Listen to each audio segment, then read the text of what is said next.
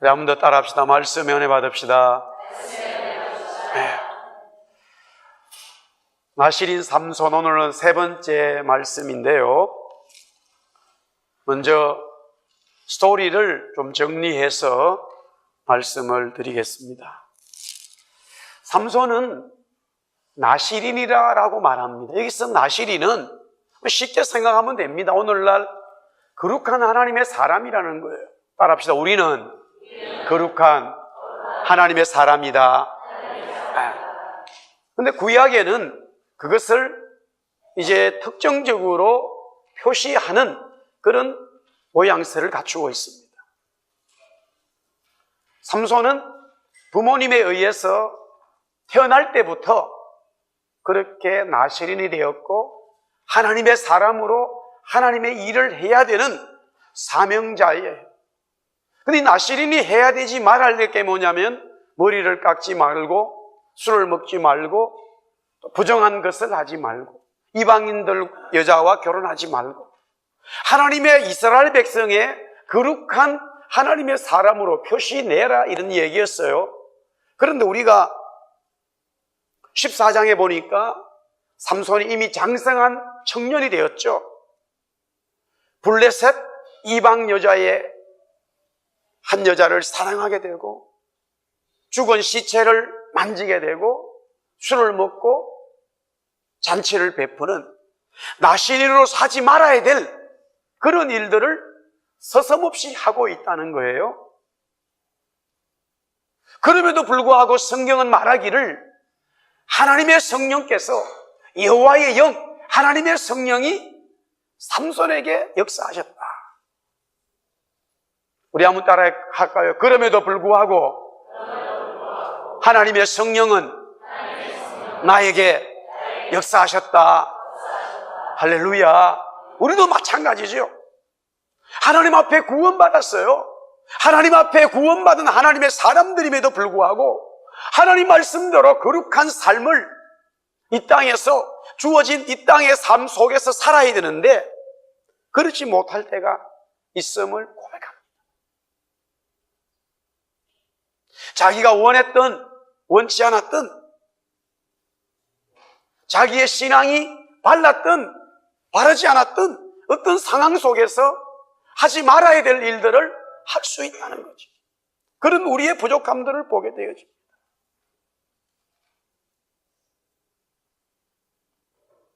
저는 고등학교를 졸업하고 신학교를 바로 갔기 때문에 물론 대학 학부 과정의 신학교죠.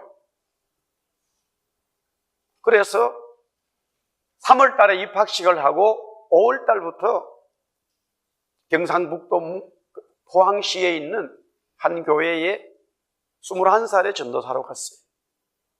중고등부, 주일학교, 찬양 이 세 개를 21살 제가 맡았어요.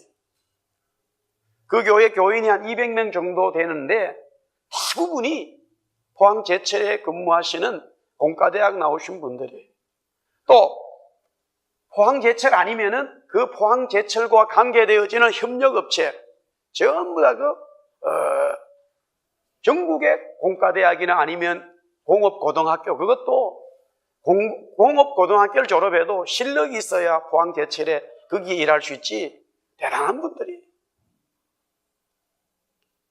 참으로 많은 실수들을 제가 하지요. 나이 21살이 뭘 하겠습니까? 그런데 1년의 생활을 하고 그 다음에 음악대학 작곡가를 또 더 가면서 대구에 있는 교회를 일하게 되어졌어요.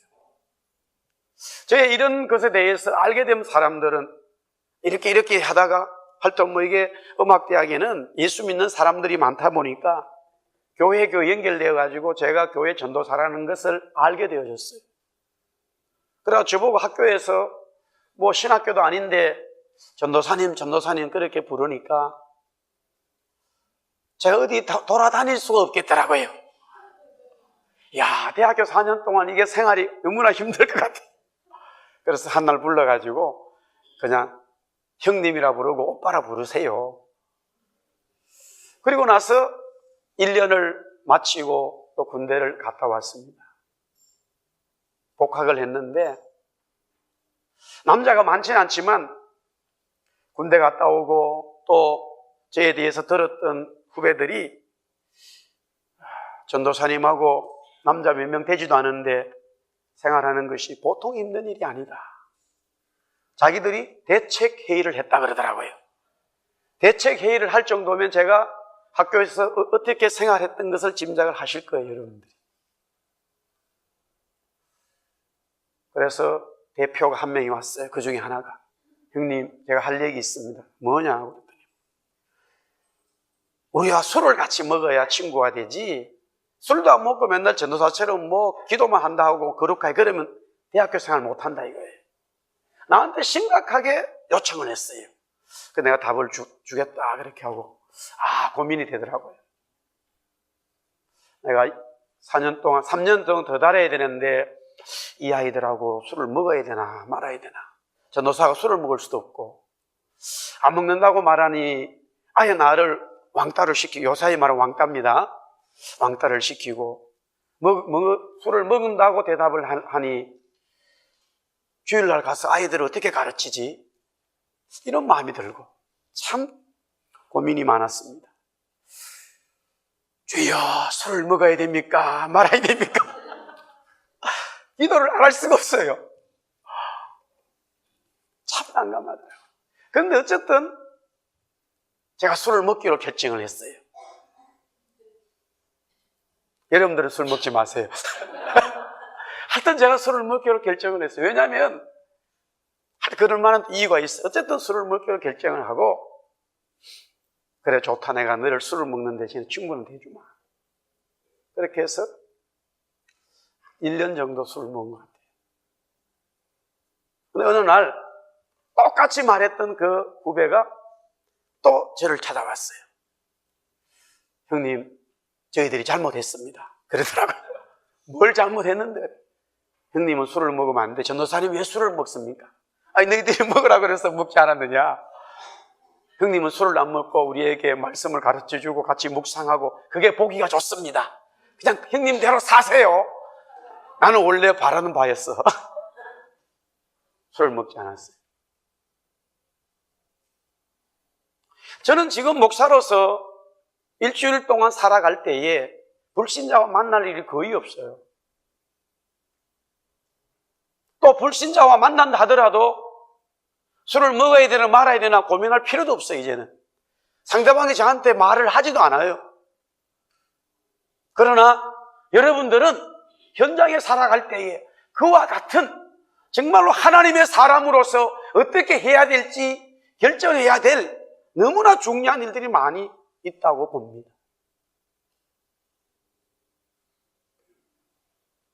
분명한 것은 하나님께서 우리에게 요구하시는 것은 하나님의 성도들이 하나님의 말씀으로 이 땅에 살아가기를 원하신다는 사실입니다.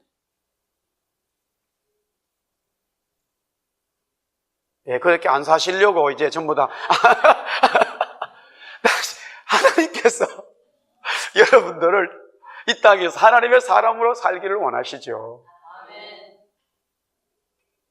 술 먹으면 안 되고 술자리에 가면 안 되고 하나님의 거룩한 삶을 살아야 됩니다.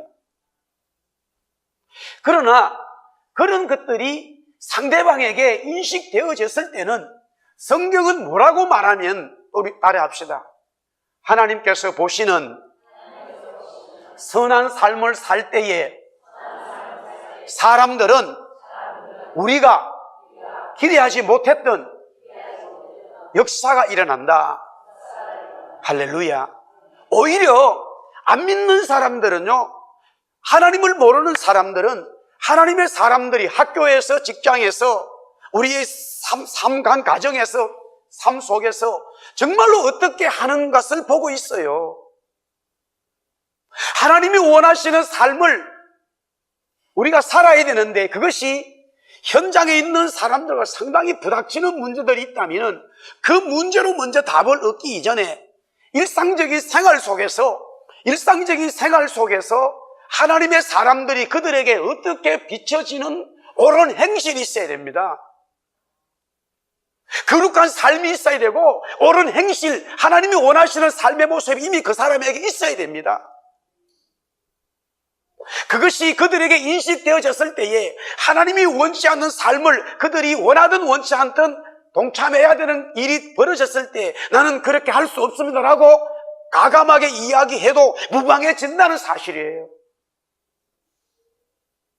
처음에는 그들이 이런저런 소리 하지만 그래, 정말로 저 사람은 하나님을 믿는 사람이기 때문에 저렇게 하는 것이 맞아. 저 사람 때문에 우리가 오히려 기업이, 가정이, 우리 사회가 더 잘 되었어. 이런 고백이 나온다 이 말이에요. 기독교 복음이 처음 들어올 때요, 예수 믿는 사람이 처음에는 거의 없다가 조금씩 나아져가지고요, 우리나라의 조선시대죠, 3%밖에 되지 않을 때예요. 3%. 30%도 아니고요, 3%밖에 되지 않을 이미 사회가 완전히 바뀌어버렸어요. 국가가 바뀌어버렸어요. 조선 사회가 바뀌어버린 거예요. 왜 그러냐면 그 3%밖에 되지 않는 예수 믿는 사람들이 가정과 이 동네에서, 직장에서, 사업에서, 모습에서 완전히 하나님의 나라를 선포하고 하나님의 모습을 드러내고 있는 거예요. 한 사람이 예수 믿으면 그 가정과 그 모든 패밀리가요 다 바뀌어버린 거예요. 왜? 하나님을 만나서 아니에요. 하나님을 만난 그 사람의 삶을 통해서 그 사람의 옳은 행실을 보고, 그래, 이렇게 사는 사람이라면 우리도 다 교회 가자, 예배 드리자, 야수교로 가자, 교회당에 가자, 그렇게 바뀐 거예요. 심지어는요, 지역 요사이로 말하면 시장이죠. 군수. 옛날에는 사토라 그랬는데 부임하게 되면 항상 자기 부하에게 말하는 것이, 비서관에게 말하는 것이 그 동네에 예수 믿는 사람이 있는가라고 물었다는 거예요. 예수 믿는 사람 한 사람만 있어도 탐관오리가 될 수가 없어요. 그 사람 때문에. 그 정도로 예수 믿는 사람들의 영향력이 크다는 거예요. 얼마나 바르게 살았기 때문에, 정직하게 살았기 때문에, 하나님의 나라의 모습을 드러내기 때문에. 그것이 하나님께서 우리에게 원하시는 하나님의 삶의 모습이라는 거예요. 할렐루야. 그러나 우리가 그렇게 살아야 되지만 그렇지 못할 때가 많이 있다는 거예요. 삼손은 그런 사람의 대표적인 모습이에요. 그럼에도 불구하고 하나님께서 삼손에게 역사하셨다는 거지. 자, 결국에는 삼손이 블레셋 여자를 좋아해서 부모님도 어쩔 수 없어 결혼을 하게 되는데, 여기에 결혼함과 동시에 어떤 지금처럼 그런 결혼식이 아니라 약혼식 같은 개념의 결혼식이에요. 그리고 그것이 어느 정도 시간이 지나고 나면은 완전하게 결혼이 되는 거예요. 이 중동 옛날의 시대에 있었던 그런 결혼 풍습인데, 옛날 우리나라 조선시대, 고려시대에도 그런 일들이 있었어요. 집안에서 결혼을 시키기 때문에.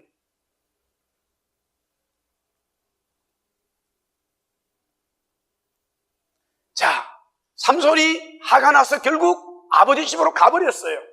그 일 이후에 얼마 시간 지났습니다.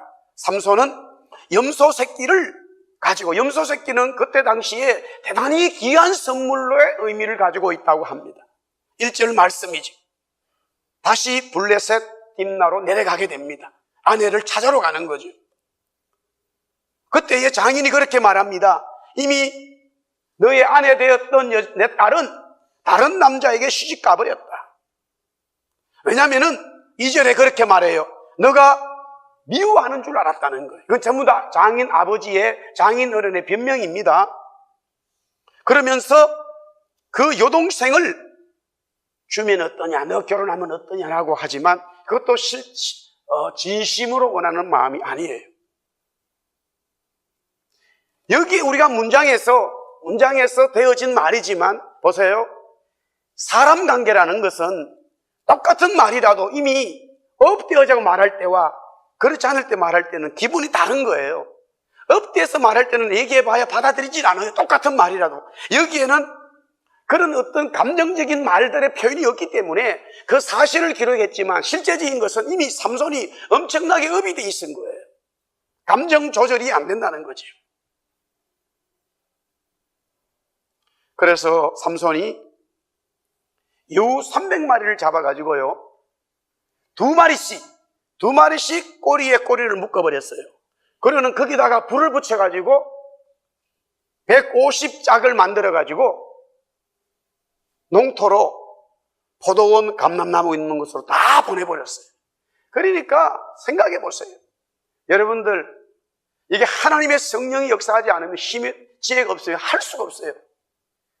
토끼도 잡기 어려운데 여우를 어떻게 잡아요? 여러분들, 여기 지금 여기 디어레이크에도 코요대가 다 여우 깐 데 있어요. 새벽에 제가 보면은 가끔씩 새벽 기도 올 때 보면 몇 마리씩 나와요. 그러면은 차를 주차시켜 놓고 그 코요테를 잡으러 가면 잡히겠습니까? 요놈이 얼마나 머리가 좋은지요. 코요테는요, 처음부터 여우과는 다 도망가지 않아요. 사람이 딱 나타나는 한쪽에서 딱 이렇게 봐요. 그리고는 세 발짝 네 발짝 또 이렇게 봅니다. 만약에 사람이 막 도망가, 그리고는 또 뒤로 또 얼마나 약을 오는지 몰라요. 안 잡힙니다. 못 잡아요. 어떻게 300마리를 잡았겠어요? 굉장합니다. 하나님께서 얼마나 삼손에게 힘을 주시고 은혜 주신지 몰라요.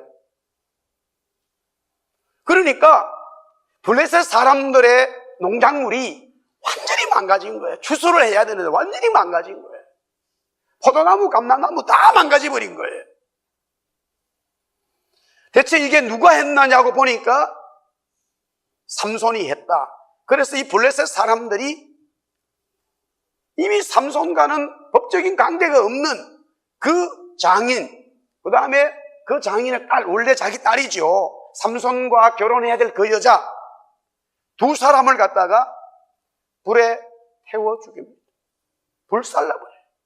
어마어마한 일이 벌어졌어요. 그래도 삼손은 이것을 보고 더 화가 나가지고 내가 원수를 갚아주마 그러면서 8절에 보니까 블레셋 사람들, 여기는 이제 얼마인지는 나와 있지 않았어요. 어마어마한 사람들 죽였어요. 정강이와 넓적다리를 크게 쳐서 다 죽여버렸어요. 첫 번째 블레셋 사람들을 많이 죽인, 이게 사실은 두 번째죠. 이미 30명 죽였지만은 이런 사건의 내용이 오늘 기록되어져 있습니다.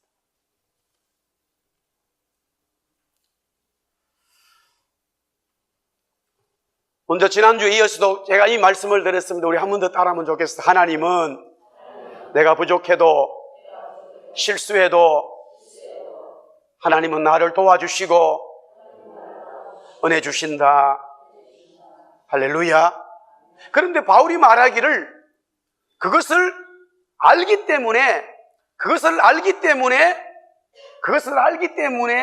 하나님이 나에게 은혜 주시는 분이야. 하나님은 내가 범죄도 은혜 주시는 분이야. 그렇게 알기 때문에 자꾸 죄를 지어간다. 그건 있을 수 없죠. 그것을 이용해서는 안 되죠. 죄가 있는 곳에 은혜가 있다. 그러나 은혜가 있기 때문에 죄를 더 지어야 된다. 그것은 아니라는 거예요. 우리가 여기서 말하는 것은 정말로 실수하고 어쩔 수 없는 우리의 연약함 때문에 하나님의 말씀대로 살지 못하고 순종하지 못한 것에 대해서 하나님의 그런 삶이 우리에게 있음에도 불구하고 성령은 우리에게 은혜 주신다는 거예요. 하나님은 우리를 도와주신다는 거예요. 할렐루야.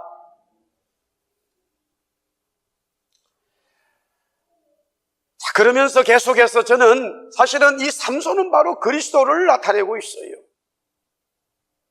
삼손이 여기서 염소 새끼 한 마리를 가지고 다시 아내를 찾고자 합니다. 다시 말씀드립니다. 삼손은 다시 염소 새끼 한 마리를 가지고 그 여자를 아내로 찾고자 하는 마음으로 블레셋의 장인 집에 가게 되어집니다. 호세아 3장 1절에서 3절에 보면은 호세아는 하나님의 선지자인데 하나님께서 장녀인 고멜과 결혼을 하라고 합니다. 그렇게 해서 자녀를 낳았습니다마는 어느 날 고멜은 다시 남편인 호세아 선지자를 버리고 자기의 옛 직업으로 장녀로 돌아가 버립니다. 이 놀라운 일이 벌어졌어요. 상상할 수 없는 일이 벌어졌어요. 그때 하나님은 호세아에게 그렇게 말합니다. 은 15개와 보리 한 호멜 반을 가지고 가서 창녀가 되어진 네 부인을, 아내를 찾아오라는 거예요. 다시 그 돈을 지불해서 찾아오라는 거예요. 하나님은 호사에게 그렇게 말씀하셨습니다. 구약에 많은 선지자들이 있지만은 다 쉽게 살아가는 선지자는 별로 없어요. 그런데 호세아는 참으로 난감한 선지자였습니다. 조금 요사의 표현으로 하나님께서 목사에게, 선교사에게 창녀와 결혼해라. 온 동네 사람들이 다 아는 창녀와 결혼하라. 그거 참 쉬운 일이 아니겠습니다. 그러면 그래도 그런 은혜를 받았다면 이제는 그 창녀의 삶을 정리하고 목사 부인으로서, 선교사 부인으로 살아야 되는데 애까지 놓았는데도요, 어느 순간에 다시 그런 일을 하러 가버렸다면 어떻게 하겠어요? 그런데 또 돈을 가지고 가서 지불해서 찾아오라고 한다면 정말로 난감한 일이 벌어지는 거예요. 삼손은 염소새끼를 가지고 다른 남자에게 가버린 그 자기의 부인을 찾아러 갔습니다. 호세아는 다시 창녀로 돌아간 다른 남자들 품에 안겨있는 그 고매를 찾기 위하여 돈을 가지고 가게 되어집니다. 하나님은 우리에게 어떻게 하셨습니까? 하나님은 우리를 찾으시려고 하나님의 형상을 회복시켜 주시기 위하여 염소새끼를 가지고 간 것도 아니고 은 15개를 가지고 간 것도 아니라 자기의 아들을 가져오셨어. 자기의 독생자 아들을 가져오셔서 죽게 하심으로써 우리를 다시 하나님의 자녀로, 하나님의 형상으로 회복시키고자 그렇게 하셨다는 사실이에요. 할렐루야.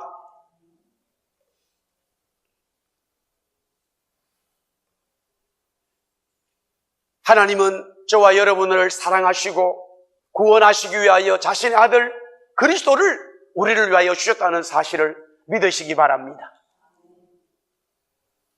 자, 두 번째로는 오늘 여기에 삼손이 여우를 300마리를 잡아서 2마리씩 꼬리에 붙여가지고 꼬리를 연결해서 불을 붙이는데, 성경에서 여우는 영적으로 하나님의 사랑을, 그리스도의 사랑을 자꾸만 해방 놓는 자로 말씀하고 있어요. 하나님의 구속에 대해서 해방 놓는 자로 말하는. 오늘 여기 본문에 보니까 삼손이 다른 남자한테 가버린 자기 아내를 찾아러 갔을 때 누가 해방을 놓고 있습니까? 누가 해방을 놓아요? 장인어른이 해방을 놓아요. 장인어른이 해방을 놓고 있어요. 이 해방 놓는 자라는 것은 영적으로 바로 마귀를 말하고 있어요. 하나님이 우리를 위해서 구원해 주시고 하나님이 우리를 위해서 자신의 아들을 주셨는데 그 사랑을 우리가 받아야 되는데, 그런 엄청난 구원의 메시지가 있는데 그것을 믿지 못하게 하는 해방 놓는 자가 있어요. 그 진리를 받아들이지 못하게 하는 해방 놓는 자가 있어. 그 이름을 가리켜 유명한 마귀라 이렇게 붙였어요. 제가 이렇게 금방 얘기하니까 초등학교 때 운변할 생각이 나요. 학생 여러분, 그 유명한 이 성보기를 낳으시면 이렇게 되는 웅변을 했었어요. 제가 오늘도 이 연사 여러분들을 향하여 유교의 외침을 전합니다. 막 이렇게 웅변을 했어요. 여기에 해방 놓는 자는 바로 마귀다 말이에요. 그런데 그 마귀는 눈에 보이지 않아요. 마귀는 눈에 보이지 않는데 그 마귀가 우리들을 사용하는 거예요. 누구든 사용하는 거예요. 하나님의 자녀 어떤 사람이 예수 믿을 거로 많은 그런 영적인 마음이 들어오는데 거기에 아버지가, 어떨 때는 아들이, 삼촌이, 친구가, 아니면 지식 있는 사람이, 하여튼 누군가가 방해를 놓아가지고요 꼭 그 진리를 받아들이지 못하게 하는 거예요. 희한한 거예요. 너무너무 기가 막히게 알아요. 하나님께서 당신을 사랑합니다. 하나님께서 당신을 치료하십니다. 오늘 이 밤에, 오늘 이 시간에 하나님께서 당신에게 은혜 주십니다. 그 막 은혜가 영적으로 목사 눈에 보이는데 당사자도 그 은혜를 받고자 하는 마음이 생겨요. 그런데 중간에서 딱 해방꾼이 끼어들어요. 그 말씀을 못 듣게 하는 해방꾼이 희한하게 끼어들어요. 영적 세계는 그런 세계예요.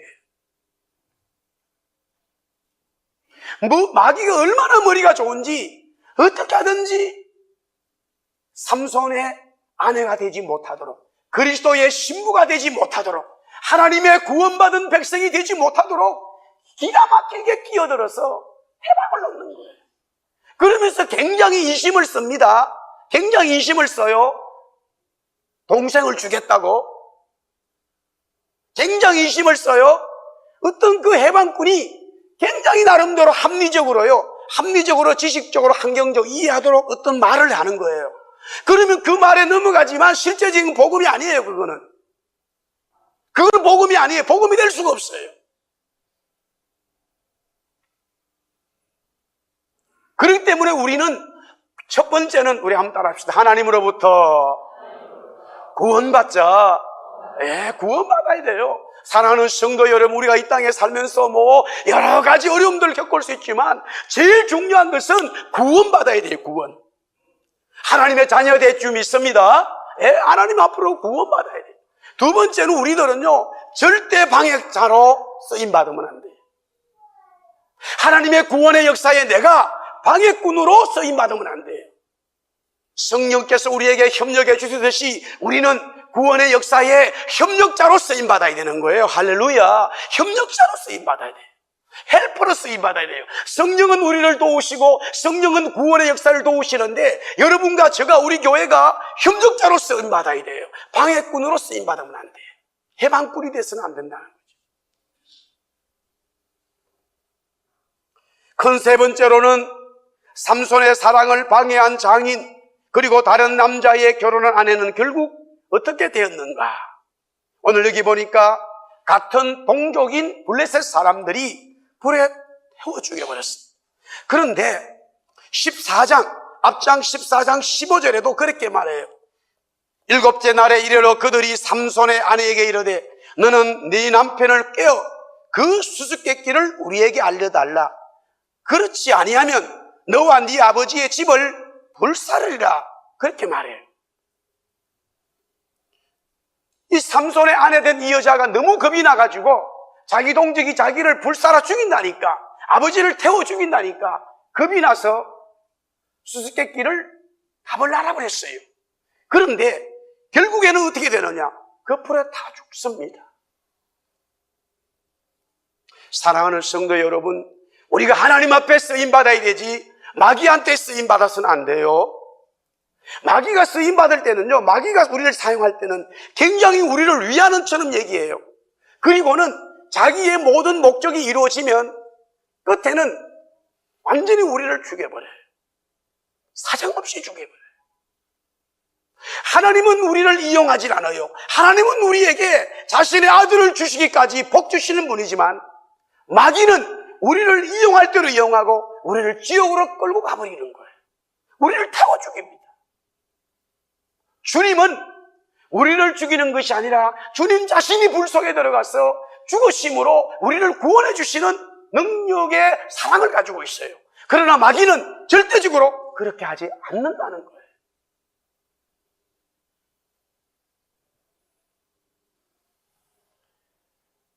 결국에는 오늘 네 번째 말씀에 삼손의 아내 된 그 여자와 장인은 불에 타서 죽게 되자 삼손이 그렇게 말합니다. 우리 한번 따라합시다. 내가 너희에게 원수를 갚고야 말리라. 네, 오늘 15장 7절 말씀. I get my revenge on you라. 그렇게 되어 있습니다. 내가 원수를 갚아주겠다. 사랑하는 성도 여러분, 오늘 말씀을 마지막에 드리면서요, 우리가 이 땅에 살아가면서 하나님 위에서 살다가 하나님 말씀대로 살아가다 보면 여러 가지로 맞지 않은 일들이 많이 있을 수 있는데 상대방이든 어떤 일이든 내가 하나님의 사람들은 내가 원수를 갚아야 된다라고 생각하시면 안 돼요. 오늘 로마서 12장 19절 말씀부터 먼저 한번 읽어보겠습니다. 우리 다 같이 읽습니다. 시작. 내 사랑하는 자들아, 너희가 친히 원수를 갚지 말고 하나님의 진노하심에 맡겨라. 기록되었으되 원수 갚는 것이 내게 있으니 내가 갚으리라고 주께서 말씀하시니라. 할렐루야. 다윗에게는 살아가면서 몇 번의 원수가 생깁니다. 그 첫 번째가 물론 작은 원수들이 많았지만 큰 자기의 정말로 원수 아닌 원수가 되어버린 사람은 바로 장인 사울왕이었어요. 장인이면서 사울왕이 자기의 원수예요. 사울이 자기를 죽이려고 무단히 노력했습니다. 그러나 사울은 2번씩이나 죽일 수 있는 그런 기회가 있었지만은 자기가 원수를 갚지 않았어요. 그렇다면 사울은 어떻게 죽었습니까? 블레셋 군인들에게 죽었습니다. 하나님이 다윗으로 하여금 원수를 갚지 않게 하셨습니다. 하나님이 하시는 거예요. 하나님이 하셨어요. 2번째, 다윗의 인생에서 큰 원수가 또 생겼습니다. 남이 아니에요. 가장 사랑하는 아들이 압살롬이에요. 아들이 자기 원수가 되어버렸어요. 너무나 비참하지요. 힘들죠. 또한 마찬가지로 아들에게 모든 것을 내어주고 도망을 하게 되어집니다. 다윗을 따랐던 요압은 왕이시여, 제가 저놈을 죽여버리겠습니다. 목숨 걸고 압살롬을 죽여버리겠습니다. 했습니다. 가두세요. 참았어요. 하나님께서 원수를 갚아주는 것을 원했습니다. 결국 압살롬은 나무에 자기 머리가 걸려서 창을 막아 죽게 되는 그런 상황이 되고 말았습니다. 하나님의 성도들이 이 땅에서 우리가 살아가면서 알아야 될 것은 어떤 사람 관계에서도 원수가 되었다 하더라도 성경은 말하기를 따라합시다. 원수를 사랑하라. 원수를 사랑하라고 말하고, 원수를 갚는 것은 우리에게 있는 게 아니라 우리를 사랑으로 해야 되고 하나님이 원수를 갚아주는 거예요. 그렇다면 얼마나 예수 믿는 사람들이 힘들게 살아야 되는 것을 여기서 말씀하고 있어요. 오해도 받을 수가 있고요, 여러 가지 문제를 당할 수 있지만 성경은 말하기를 원수를 원수로 갚지 말고 원수를 사랑함으로써 하나님이 원수 갚는 것을 말씀하고 있어요.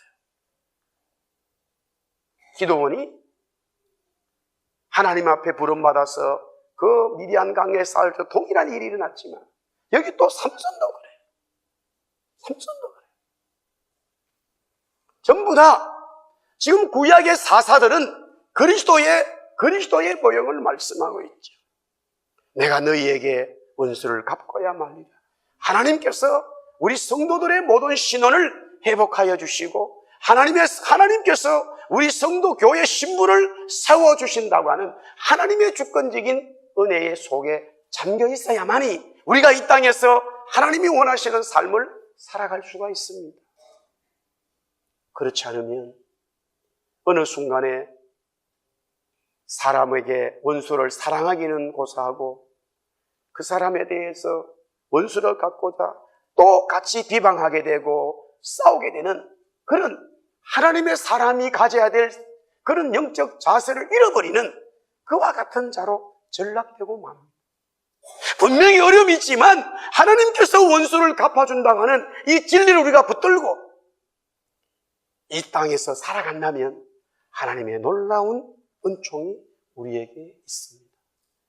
따라합시다. 예수 믿는 사람은 원수가 없다. 할렐루야. 믿으시기 바랍니다.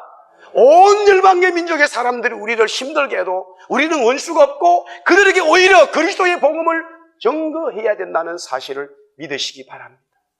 초창기에 미국에서, 캐나다에서, 영국에서, 호주에서 우리나라에 복음을 전한다고 왔는데 병이 들어 죽어버렸어요.